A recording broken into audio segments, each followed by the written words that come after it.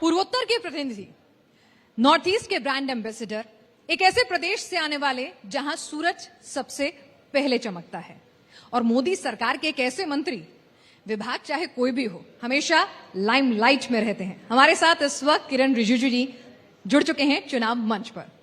Thank you, नमस्कार। रिजिजू जी, क्या मैं आपका फोन देख सकती हूँ एक बार, या फिर आप ही देख के बताइए, क्या उस पर कहीं मेड इन चाइना लिखा हुआ है? आप देख सकते हैं। मेड इन चाइना तो नहीं लिखा, आई बिलीव यू।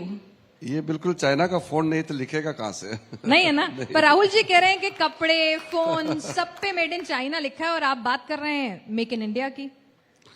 आप राहुल गांधी को बहुत सीरियसली ना ले। कैसे ना ले? प्रधानमंत्री पद के दावेदार हैं विपक्ष के, कांग्रेस के वो। देखिए, मेरे जो प्रदेश है, मेरा गांव चाइना बॉर्डर के करीब जरूर है, लेकिन हमारा चाइना से कोई नाता नहीं है, और मेड इन चाइना का कहानी खत्म हो चुके हैं। हमारे यहाँ अब मेड इन चाइना नहीं चलेगा। मेड इन चाइना नहीं चलेगा। लेकिन ये बताइए, राहुल गांधी को चाइना से इतना प्यार क्यों है? हर चीज में चाइना आ ही जाता है घूम फिर के। देखिए, ऑन सीरियस नोट, 2008 में चाइना में जाकर के कांग्रेस पार्टी ने एक एमओयू साइन किया था, और मैं तो उस समय ऑपोजिशन एमपी थे। हम लोगों ने पार्लियामेंट में भी इस बात को उठाया था कि उस एमओयू में क्या कंटेंट है, तो दिखाया नहीं। कांग्रेस पार्टी और चाइनीज कम्युनिस्ट पार्टी के बीच में एक एमओयू साइन हुआ था। उस एमओयू साइन करते वक्त राहुल गांधी और आज के चीन के जो राष्ट्रपति है शी जिनपिंग, इनके बीच में यह समझौता हुआ था, और उस समझौते में क्या लिखा है हमको नहीं मालूम, लेकिन मुझे इतना मालूम है कि उस समझौते की वजह से राहुल गांधी के दिल में चीन का जो प्रेम है, उसका लव फॉर चाइना तब से पैदा हो गया है। तब से पैदा हो गया। कुछ सीक्रेट है उसके अंदर? बिल्कुल। आपने पता करने की कोशिश नहीं की? मोदी जी के भी अच्छे दोस्त हैं जिनपिंग जी। आप हमेशा देखेंगे कि हर समय वो चाइना करके बोलते रहते हैं राहुल गांधी। तो राहुल गांधी चाइना का सबसे बढ़िया स्पोक्समैन है। कांग्रेस के नहीं, चाइना के। वो चाइना का हित की बात करता है हमेशा। देशों में जितने भी राहुल गांधी देश विदेश में घूम घूम के बोलते हैं, उसका स्वर जो है भारत विरोधी ही होता है, तो उसको हम क्या कहेंगे बताइए? चलिए, तो भारत विरोधी बात करते हैं, राहुल गांधी आप ये कह रहे हैं। लेकिन आप अरुणाचल प्रदेश से आते हैं, अरुणाचल के ही एक गांव से आप ताल्लुक रखते हैं। वो कह रहे हैं कि भाई अरुणाचल के कई गांव में, कई सारी जमीन पर चीन ने कब्जा कर लिया है। ऐसा है क्या? ऐसा है। यहाँ में तो जितने पे बैठे हैं आप लोग, इतना तो जानता होगा, 1962 में चीन और भारत के बीच में एक युद्ध हुआ था।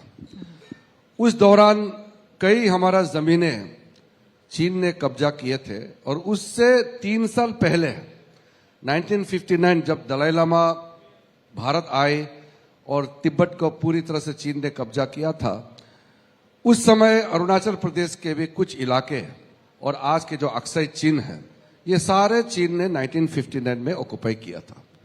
उसके बाद अटल जी के समय में और 2014 के बाद जब से मोदी जी प्रधानमंत्री बने हैं, हमारा कोई गांव बसाना तो छोड़िए, 1 इंच हमारा जमीन चीन के कब्जे में नहीं गया है और आगे नहीं जा पाएगा।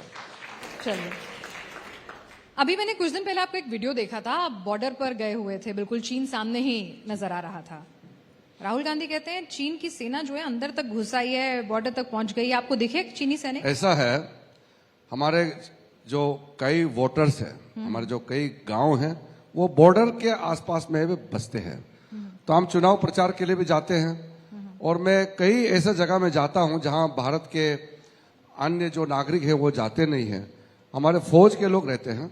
मैंने लोकसभा में भी इस बात को रखा था कि कम से कम जो कांग्रेस के बड़े नेता है वो बॉर्डर विजिट करना चाहिए, क्योंकि अमेरिका का कोई एक न्यूज सेगमेंट है, कोई एक पोर्टल है, वहां किसी ने बदमाशी करके एक न्यूज छापा था, और मैप के साथ कि अरुणाचल के अंदर में चीन ने गांव बसाया है। अब किसी ने बदमाशी करके वहां न्यूज छापा, और उसको बड़ा करके देश के अंदर में कांग्रेस और कम्युनिस्ट लोगों ने इस बात को और लोगों के सामने में रखा। तो आप चुनाव मंच से राहुल गांधी को, कांग्रेस को इनविटेशन दे रहे हैं कि आइए देखिए, अपनी आंखों से देख लीजिए कि चीनी सैनिक हैं कि नहीं है, कब्जा किया है कि नहीं है। ना बोले तो अच्छा है। राहुल गांधी के पास इतना हिम्मत होता तो ये झूठ थोड़ी बोलते, वो जमीन पे चल के देखते। चलिए, राहुल गांधी में हिम्मत नहीं। अब जरा थोड़ा इलेक्शन कैंपेन आप लगातार कर रहे हैं। आप तेलंगाना में भगवा लहर की बात कर रहे हैं। तेलंगाना में जिस शहर का नाम ही महबूबाबाद है, वहां पर आपने भगवा लहर कहां और कैसे देख ली? मैं परसों था महबूबाबाद में और वहाँ हमारे अच्छा कैंपेन हुआ। हमारे कैंडिडेट के साथ में मैंने वहाँ काफ़ी कार्यक्रम की। उसके बाद में फिर दूसरे शहर में भी हमने कार्यक्रम किया, गोलकोंडा में, नालगोंडा में, महबूबाबाद में भी, नालगोंडा में भी। दोनों सीटें भारतीय जनता पार्टी जीतने जा रहे हैं। वहाँ एक ज़माने में कांग्रेस का दबदबा रहा है और टीआरएस का भी दबदबा रहा है।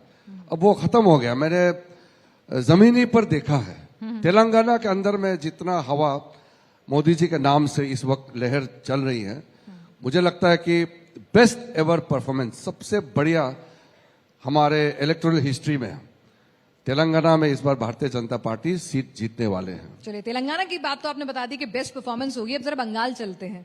बंगाल भी आप होकर आए। आप कह रहे हैं कि ममता बनर्जी कह रही हैं कि भाई आप फंड नहीं देते हैं। आप कहते हैं वो सारा फंड खा जाती हैं। वो कहती हैं इलेक्शन कमीशन जो है वो फेयर नहीं है। देखिए, बंगाल में मैंने देखा है, मैं साउथ वेस्ट बंगाल में भी रहा, कलकत्ता से नीचे 24 साउथ परगना डिस्ट्रिक्ट है जहां इनके भतीजे अभिषेक भी वहां से कॉन्टेस्ट करते हैं, डायमंड हार्बर से। मैं वहां के 3 लोकसभा क्षेत्र में तीनों जगह मेरा कार्यक्रम हुआ। वहां में भी बहुत दमदार बीजेपी का प्रचार चल रहा है। फिर नॉर्थ में मैं कल मेरा सिलीगुड़ी, दार्जिलिंग में भी कार्यक्रम रखा है और बिल्कुल इतना आंधी तूफान की तरह बीजेपी का लहर चल रहा है।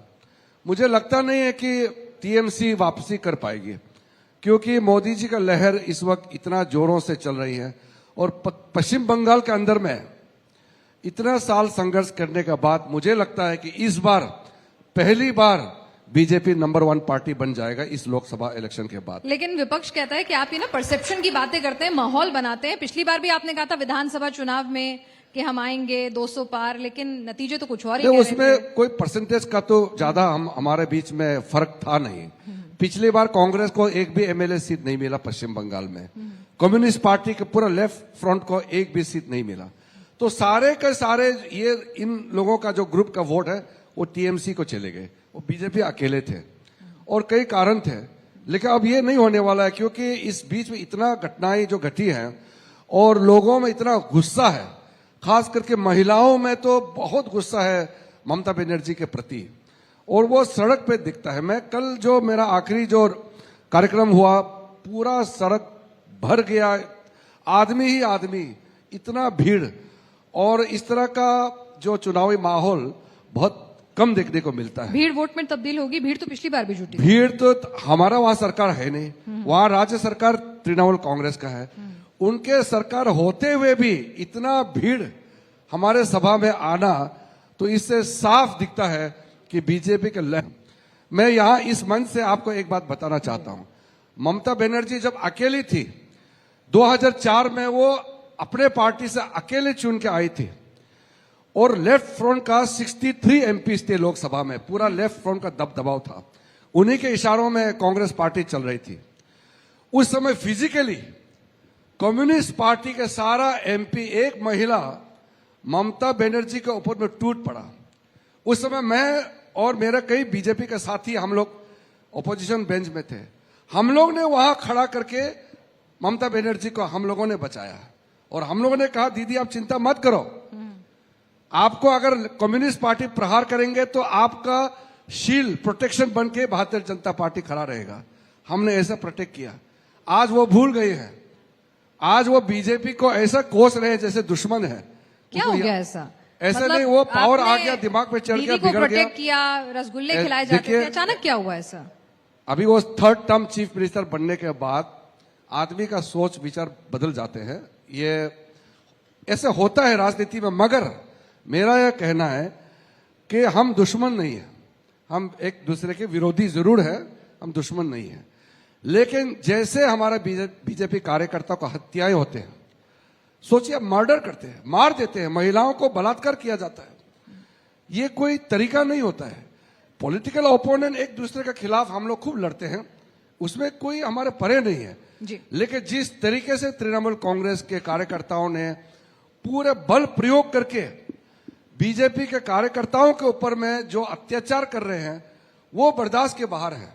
इसलिए सबक सिखाना ही होगा इस बार। सबक सिखाना होगा। सीए उस सबक सिखाने में कितनी मदद कर रहा है, कितना बड़ा फैक्टर है? सीएए, देखिए सीएए की वजह से अगर हमको चुनावी लाभ मिलता है तो बहुत अच्छी बात है, लेकिन आप ये समझ लीजिए सिटीजनशिप अमेंडमेंट एक्ट ये कोई राजनीतिक मुद्दा नहीं है। ये हमारे लिए बहुत बड़ा हमारा दायित्व है कि जो लोग जो पाकिस्तान अलग हुए थे तो पाकिस्तान, अफगानिस्तान और बांग्लादेश से जितने भी जो 6 माइनॉरिटीज लोग यहाँ आए हैं उनको हम एक स्टेटस देने के लिए 2014 से पहले जो आ चुके हैं, कोई नया आने वाला नहीं है, जो आ चुके हैं उनको हम संवैधानिक पहचान देने के लिए नागरिकता का एक कानून है। इसमें कोई भारत का किसी मुसलमान के ऊपर में कोई अत्याचार का कानून नहीं है। इतना झूठ फैलाने से भी कोई लाभ नहीं है। लेकिन मैं ये कहना चाहता हूं कि सीएए तो लागू होके रहेगा और इसको तो कोई रोक नहीं सकता क्योंकि ये देश का कानून है। लेकिन वहां जमीनी तौर पर पश्चिम बंगाल में जिस तरीके से ममता बनर्जी और उसके जो गुंडे हैं वो भारतीय जनता पार्टी कार्यकर्ताओं के ऊपर जो अत्याचार कर रहे हैं उसका वजह से हमारे कार्यकर्ता और पूरे वहां के पश्चिम बंगाल की जनता अब खड़ा हो गया है। अब ममता बनर्जी का पार्टी बचना मुश्किल है। चलिए ये बताइए कि विरोधी कह रहे हैं, आपकी पार्टी पर भी सवाल उठा रहे हैं कि आप लोग विपक्ष को खत्म करते जा रहे हैं, जेल में डाल रहे हैं, आप विपक्ष चाहते ही नहीं है। खत्म किया, हम तो चाहते हैं कि विपक्ष मजबूत हो, लेकिन मजबूती तो छोड़िए, विपक्ष का अपना रूप, अपना रोल, उनका जो ड्यूटी है वो भी नहीं निभा पाते हैं, तो उसमें हम कुछ नहीं कर सकते। जेल में चले जाएंगे तो कैसे निभाएंगे? जेल करप्शन करेंगे तो जेल जाएंगे ना, तो करप्शन वाले को हम कैसे बचाएंगे? अगर देखिए वो कहते हैं जो बीजेपी की वॉशिंग मशीन में आ गया वो बच जाता है। ये वॉशिंग मशीन वगैरह डायलॉग मार करके कोई जो बहुत ही गंभीर मुद्दा को भटकाने का कोई जरूरत नहीं है। अच्छा। मोदी जी के साथ में मैं, देखिए मोदी जी जब से प्रधानमंत्री बने हैं पहले दिन से मैं मंत्री हूं। हमारे यहाँ किसी प्रकार का भ्रष्टाचार करना तो छोड़िए, आज के दिन में मैं आपको बता सकता हूं, मोदी जी के साथ में रह करके मैं बता सकता हूं भ्रष्टाचार के बारे में सोचना भी हमारे लिए पाप है। हम ये कर नहीं सकते हैं। यहां हमारे यहाँ क्या वो वॉशिंग मशीन का बात करते हैं, हमारे यहाँ कोई भ्रष्टाचार है ही नहीं और कोई भ्रष्टाचारी यहाँ काम कर ही नहीं सकते हैं, तो ये उसको साफ करने की जरूरत नहीं है। लेकिन मोदी जी ने जो गारंटी दिया है कि कोई भी अगर करप्शन करता है तो उसको बख्शा नहीं जाएगा, और उसी के तहत हमारे जितने एजेंसीज है काम कर रहे हैं, तो वो काम करने में बंद तो नहीं कर सकते। और अरविंद केजरीवाल चिल्ला चिल्ला करके कह रहे थे आज से 3-4 साल पहले तक कि सीबीआई ईडी क्या काम कर रहे हैं, भ्रष्टाचारियों के ऊपर में कार्रवाई क्यों नहीं कर रहे हैं, तो वो खुद ही कर रहे हैं। खुद ही कहते थे, अब जेल गए तो गाली दे रहे हैं। तो उन्होंने खुद ही रिक्वेस्ट किया था, मान लिया। अब ये बता दीजिए, जब आपने मोदी जी का जिक्र किया है तो भाई सब अपने जो आपके विरोधी हैं वो कहते हैं कि आपकी सरकार में सिर्फ 2 लोगों की चलती है। ये कहने वाली बात है। कैबिनेट के अंदर में जितना हर कैबिनेट मंत्री बोल सकते हैं, जितना कंट्रीब्यूशन कर सकते हैं, आज तक का भारत के इतिहास में कभी भी ऐसा कैबिनेट नहीं रहा होगा। कितना लंबा हमारा कैबिनेट मीटिंग चलता है, और मोदी जी के बराबर सुनने वाला इस दुनिया में मैंने आज तक ना सुना है ना देखा है। इतना क्षमता है उनमें लोगों का बात सुनने में, उसको बात सुनते हुए फिर उसका समाधान निकलना। कैबिनेट मिनिस्टर होने के नाते मैं आपको दावे के साथ बता रहा हूं, जितना हमारे यहाँ लोकतांत्रिक प्रक्रिया भारतीय जनता पार्टी के अंदर और हमारे कैबिनेट के अंदर चलता है, आज तक किसी सरकार में ऐसा प्रावधान नहीं रहा है। और ये जो आप लोग सोचते हैं कि 2 आदमी 1 आदमी इस तरह का लेबल लगा के आप बदनाम नहीं कर सकते हैं। ये फॉल्स नैरेटिव है उनकी तरफ से। एक सवाल मेरा यहाँ पर कि आप लॉ मिनिस्टर रहे हैं, अभी मुस्लिम रिजर्वेशन और ये तमाम चीजें उठ रही हैं, क्या कांग्रेस के काल में कुछ ऐसा हुआ था, मुस्लिम रिजर्वेशन को लेके कुछ बातचीत हुई थी, कुछ ऐसी स्टडीज हुई थी? देखिए, सबसे पहले तो संविधान को लेकर के बहुत मजाक उड़ा चुके हैं हमारा देश में। सबसे ज्यादा संविधान का संशोधन किसने किया? कांग्रेस पार्टी ने। अब हमको कहते हैं कि हम संविधान बदलना चाहते हैं। हम तो संविधान को पक्का रक्षा करने वाला हम है। तो लेकिन कांग्रेस ने आंध्र प्रदेश में भी मुस्लिम रिजर्वेशन का बात पहली बार कांग्रेस ने की है। कर्नाटका में मुस्लिम रिजर्वेशन का बात पहले कांग्रेस ने की है। अब देश भर में मनमोहन सिंह जी ने 2008 में जो 2006 में जो भाषण दिए थे उसमें भी क्लियर लफ्जों में कहा, उन्होंने माइनॉरिटीज कह करके अंत में फिर कहा कि मुसलमानों को इस देश में नेचुरल रिसोर्सेज पर हमारा सबसे पहला हक मुसलमानों के पास है। जी देखिए, मुस्लिम रिजर्वेशन या कोई भी धर्म का रिजर्वेशन का बात किसी भारतीय नागरिक को कहना नहीं चाहिए, क्योंकि हमारा संविधान इसका परमिशन नहीं देते हैं। चलिए, इसलिए मैं पूर्व कानून मंत्री होने के नाते भी मैंने बहुत बारीकी से संविधान और संविधान सभा में जो चर्चा हुई थी उसका भी मैंने बहुत गौर से मैंने अध्ययन किया है। कांग्रेस पार्टी कभी ना कभी ये कोशिश वो किया है और आगे भी करते रहेंगे कि मुसलमानों को प्राथमिकता कैसे दिया जाए और फिर रिजर्वेशन करके मुसलमानों को वोट बैंक कैसे बनाया जाए, ये उसका दृष्टि है। हम लोग ये होने नहीं देंगे, किसी धर्म के नाम पे इस देश में कोई रिजर्वेशन नहीं हो सकता। चलिए, तो हमने आखिरी राउंड पर आ गए। हमने एक रैपिड फायर राउंड रखा है, तो जल्दी जल्दी ढेर सारे सवाल होंगे, तो मैं आपसे पूछना शुरू करती हूँ। अब की बार एनडीए 400 पार, 300 पार, 200 पार? 400 पार तो जनता कह रहे हैं। नहीं, आप क्या कह रहे हैं? हम तो वही कहेंगे ना जो जनता कहेंगे। ठीक है, विपक्ष की तरफ से आपको कौन सबसे मुफीद पीएम के लिए कैंडिडेट लगता है? अखिलेश, यहां पर राहुल, अरविंद केजरीवाल, ममता बनर्जी या खड़गे साहब? अरे विपक्ष खुद ही अपना उम्मीदवार नहीं बना रहे, आप जबरदस्ती मुझसे क्यों कहलवाने चाहते हैं? अच्छा, आपके लिए सबसे मजबूत चुनौती, भाई आपने कहा ना मजबूत विपक्ष होना चाहिए, आपकी नजर में मजबूत विपक्ष कौन है? कांग्रेस, टीएमसी, आम आदमी पार्टी या समाजवादी पार्टी? मुझे तो नहीं लगता कि कोई आज के दिन में मजबूत विपक्ष के कोई पार्टी है इस देश में, वो आपस में लड़ रहे हैं। नहीं, वो तो इंडिया अलायंस बना रहे हैं। अलायंस इंडिया नाम रखने से क्या होगा, वो इंडिया का विरोधी है सब। चलिए, असली शहजादा कौन है? अखिलेश, तेजस्वी, राहुल या अभिषेक बनर्जी? मेरे ख्याल से तो ये सब पारिवारिक पार्टी जितना भी है सब एक दूसरे को कंपटीशन कर रहे हैं, मैं नहीं कह सकता हूँ। असली शहजादा कोई नहीं? शहजादा तो किसको कहेगा, कोई अब राजा महाराजाओं का जमाना तो है नहीं, लेकिन ये लोग परिवार का पार्टी बना के रखा हुआ है। इंडिया या भारत? इंडिया भारत एक ही है, संविधान में भी लिखा हुआ है इंडिया दैट इज भारत, उसको हम अलग से नहीं देखते। PM Modi as a boss? Boss नहीं है, वो हमारा देश का नेता है और प्रधान सेवक है। टफ टास्क मास्टर कौन है इनमें से? मोदी जी, नड्डा जी, अमित शाह? सबसे टफ टास्क मास्टर? देखिए, ऐसा नहीं है, मोदी जी हमारा हेड है, परिवार का हेड है, हमारा प्रधानमंत्री है, उनके सोच विचार से देश चल रहे हैं और सरकार भी उन्हीं के सोच से चलते हैं। Who is the bigger threat, China या फिर पाकिस्तान? हमारे लिए कोई ऐसा थ्रेट, हम किसी को दुश्मन नहीं मानते, लेकिन अब स्ट्रेटेजिकली बात करें तो उसके लिए लंबा समय लगेगा। चीन हमारे लिए बहुत बड़ा चुनौती है, क्योंकि इतना पावरफुल और एक पड़ोसी देश है, तो चुनौती तो रहेगा ही, लेकिन हम डरने वाला नहीं है। विपक्ष का आपका सबसे पसंदीदा लीडर कौन है? मेरे लिए अगर राजनीति छोड़ देते विपक्ष के सब लोग मुझे अच्छे लगते हैं, लेकिन फेवरेट कोई नहीं? राजनीतिक दृष्टि से देखेंगे तो मैं किसी को अच्छा नहीं लगता है। मोदी जी की एक बात जो सबसे ज्यादा पसंद है, सबसे अलग है? पसंद तो कैसे मैं बता सकता हूँ अब? नहीं, आपको कौन सी उनकी कोई क्वालिटी, कोई चीज जो सबसे ज्यादा पसंद हो? मोदी जी का देश के प्रति जो उसके समर्पित भाव है, निरंतर जो काम करते रहते हैं, अगर उसका 10% भी सबको मिल जाए तो देश कल्याण हो जाएगा। ठीक है, इन चीजों पे मैं कुछ वर्ड दूंगी, उस पर एक एक लाइन अगर आप बोलें। मंगलसूत्र? ये जो आप विवादित बात को अभी मत रखिए, वो अननेसेसरी हेडलाइन बन जाएगा। सनातन? सनातन तो हम लोग सब सनातन धर्म को तो सब मानते ही हैं। यूसीसी? यूसीसी पूरा देश में अगर एक कानून हो तो ये देश के लिए अच्छी बात है। India alliance? इंडिया अलायंस नहीं है, ये एक अपॉर्चुनिटी अलायंस है। Inheritance tax? ये तो आप सैम पित्रतो को पूछिए, अमेरिका से राहुल गांधी को ज्ञान देते रहते हैं। अगर आपको एडवाइस देनी हो तो राहुल गांधी को क्या एडवाइस देंगे? राहुल गांधी को एडवाइस देना तो मुश्किल है, क्योंकि वो सुनेंगे नहीं, लेकिन मैं इतना कह सकता हूं, पास इतना ताकत नहीं है कि देश सेवा कर सके।